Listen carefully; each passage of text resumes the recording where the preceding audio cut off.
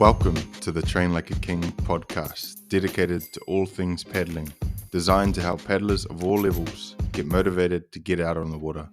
Tune in, grab your paddle, and let's train like a king.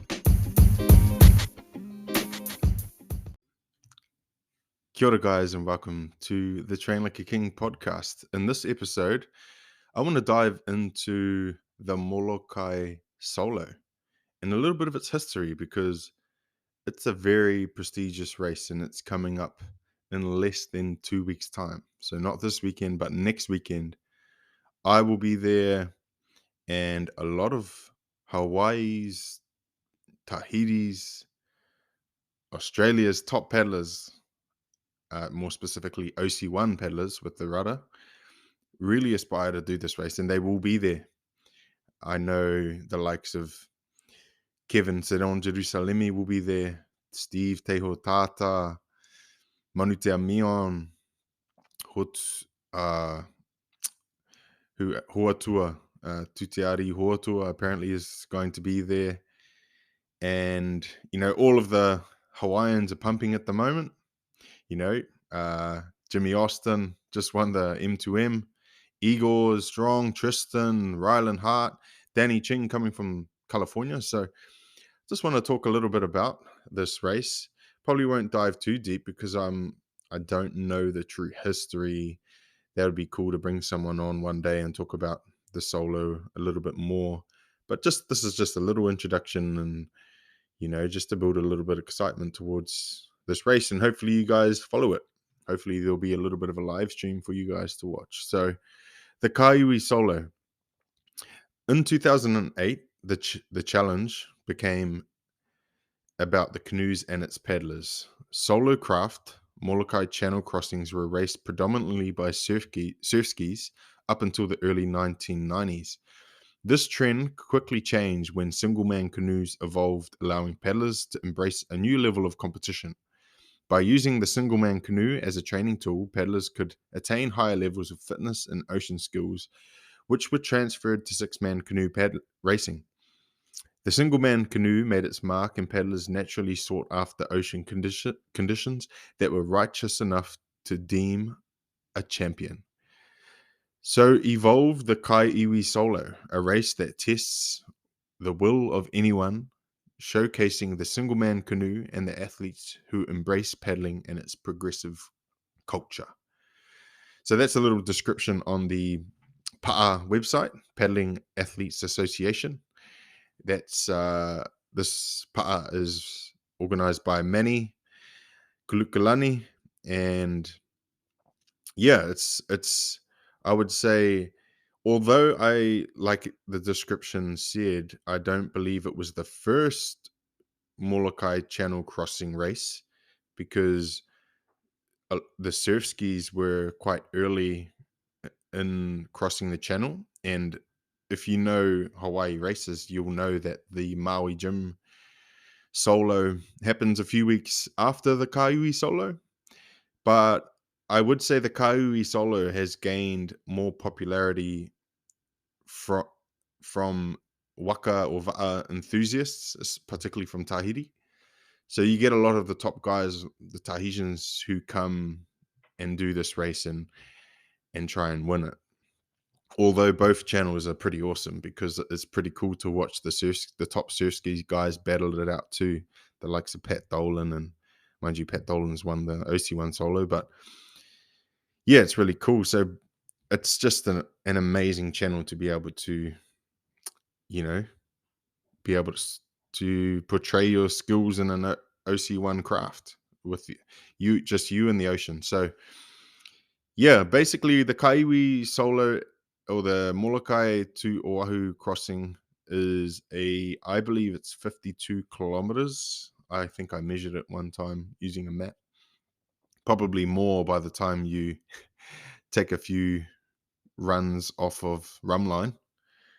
But yeah, I think it's roughly 52 kilometers from Molokai to Oahu, finishing in Hawaii Kai, coming around China Wall where there's big waves, and finishing under the bridge near Hawaii Kai. And yeah, It's a true test. I personally have only done this race once, and I was quite young and not very experienced in the long distance racing. I've spoken about this in previous episodes, so I won't need to talk about it too much more. But I want to kind of talk about this year and what's going on. So this is the first solo in since 2019 or earlier 2018. So 2018 was the last one. 2019 we were all on the start line. However, it got cancelled because of the wind. The wind was a headwind. One day out of the year, the wind decides to turn around and blow straight back into us. And there was no way anyone was paddling that channel. It was hard enough for support boats to go across. So yeah, 2019, I was probably the fittest I had ever been and pretty ready physically because I spent majority of the time in Hawaii. So yeah, but man, time has flown since then. It's crazy how fast 4 years can just move like that. And here we are again, back 2023 for the first Molokai Solo. So I'm just going to go over a few of the last results of the 2018 Molokai Solo. And in first place, we had Kevin Seron Jerusalemi, and that was his first time winning the solo, although he got very close in previous years. And I believe yeah. And second to him was Steve Tehotata, who was only 20 seconds behind him after, so Kevin's time was 4 hours and 8 minutes and 11 seconds. Steve was 4 hours, 8 minutes and 37 seconds. So that's very, very close for a long race like this. And the mighty Kai Bartlett was in third with an impressive 4 hours and 14 minutes. Danny Ching fourth, Daniel Chun fifth, Manny Kulukulualani in sixth, Travis Grant seventh, Kekua Nolan eighth, Kainoa ninth, Manutea Mion 10th, Manutea Owen 11th, Will Richtenstein 12th, Tristan, Mario, Bobby, Hava Bayer, and so forth. So see a few Kiwis down the bottom there, Conan, Sean, who did the race that year too. Pretty awesome to see. And the year before that was a really awesome one. I think they set some of the close to the I believe they set the record, and that was won by Patrick Dolan. And if you haven't seen the video of this race of the solo in 2017 by Keizo on Vimeo, I suggest you go and watch it because it's one of the most inspiring videos you can watch. And yeah, Pat Dolan got the win over Kevin Seron Jerusalemi, a close win over Kevin. It came down to like the last wave, pretty much. When they took different lines across the channel, but they came together towards the end, towards China Wars, and it was wave.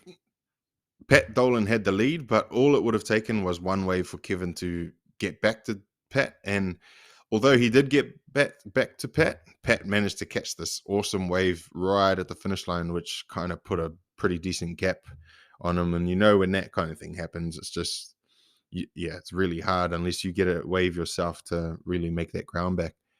And Kainoa was third, Kai Bartlett fourth, Daniel Chun fifth. So you got those guys who are consistently in the top five, who they've probably done this race, especially Kai Bartlett and Kainoa, and them. They've done this race quite a long time, and I'm pretty sure they won't even need an escort boat to tell them where to go these days. That they've probably done it that many times.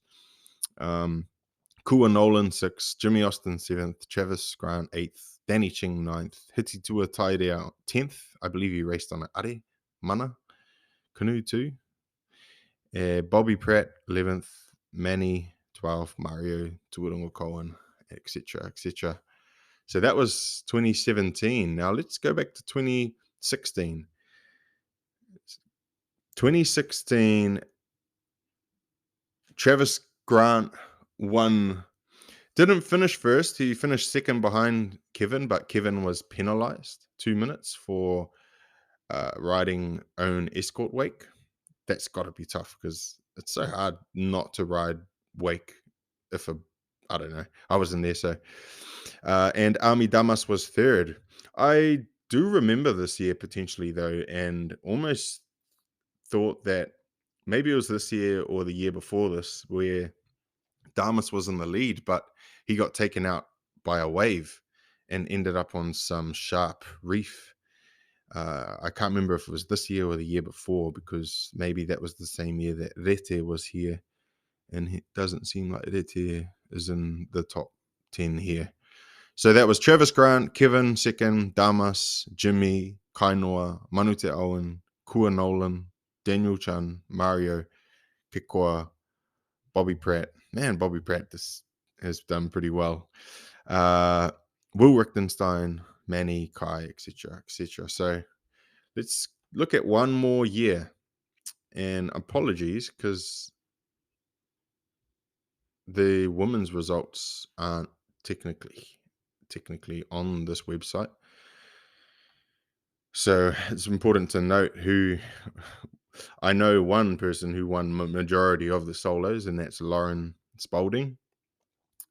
She's won the crossing, more than enough times, and yeah, she's a legend in her own right. So let's go 2015, the year that I did it. The results did not come up, but I believe the year that I did it, I think Steve won, but maybe Rete did not finish in 2016. I'm not too sure, but it's not really showing. So, obviously the key things for this race is you need skill on the OC1 with the rudder. You need to know how to utilize the surf and the waves as best as possible, and that's what the Hawaiians do really well, and the Tahitians. The Tahitians, understand surfing and waves just on a different level with the rudderless, but the Hawaiians understand it with the rudder. Here in New Zealand, we lack the consistent big surf and big wave opportunities. So it is a little bit more difficult, but what we do bring is good flat water paddling. We don't mind a bit of flat water and a bit of a slog. Although myself, having traveled to a lot of these places, and that I prefer if there's a bit of bump, because it all helps. But when you're quite new to the sport and coming up the ranks, you don't mind a bit of flat water, because you just don't really know how to surf efficiently yet, and that's fine. It just depends where you are.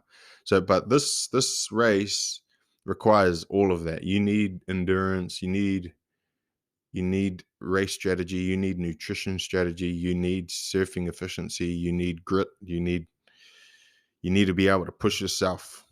When you're in that deep pit, you need to be able to crawl back out. But yeah, I mean, it's going to be an awesome race. No predictions, but if you'd like to, maybe I'll put a poll up on Instagram, and you guys can, make a prediction on what you think will be the top 5, top 10 this year, but really looking forward to it. So myself and a few other Kiwis are heading over, a few Aussies, and yeah, it's going to be an awesome time. So just wanted to talk a little bit about that. All the best to all of the competitors that are racing, and yeah, we'll see you over there. Mahalo. Thank you for listening to another episode on the Train Like a King podcast. Check out trainlikeaking.com for training plans, merchandise, and coaching opportunities. If you haven't already, give us a follow so you don't miss another episode. Catch you on the next one.